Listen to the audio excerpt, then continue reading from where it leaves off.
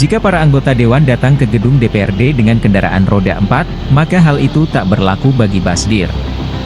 Dia datang dengan hanya menggunakan sepeda motor untuk dilantik sebagai anggota DPRD Makassar periode 2024 hingga 2029, Senin, 9 September 2024. Anggota DPRD Kota Makassar dari Partai PKB itu, datang dibonceng kerabat memasuki gedung wakil rakyat itu dengan motor Yamaha Mio Soul Gigaton. Basdir memang dikenal sebagai sosok sederhana.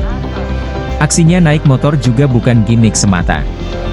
Diketahui Basdir pernah menjadi anggota DPRD Makassar periode 2014 hingga 2019.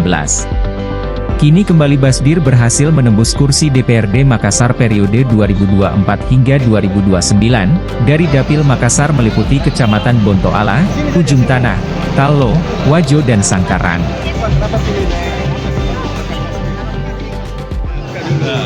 Saya sebenarnya ini bukan persoalan apa, Nasar jadi waktu tidak terpilih dulu 2019, saya memang Nasarnya kalau terpilih insya Allah naik motor kembali ke kantor, seperti 2014 waktu saya terpilih pertama. Jadi bukan persoalan apa, itu Nasar itu kan harus ditunaikan. Orang Makassar bilang tinja. Itu dari partai apa sekarang Pak? PKB. PKB ya. Berarti sangat berkesan mungkin masa-masa waktu lagi mahasiswa, terus jadi aktivis, naik motor. Iya, sampai terpilih menjadi anggota DPR 2014 kan memang naik motor.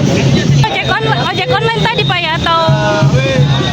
Masalah sengaja dilepas begini, udah orang tidak punya kerjaan atau apa. Yang antar siapa tadi? Teman kalau Oh, teman. Kalau keluarga ya naik online.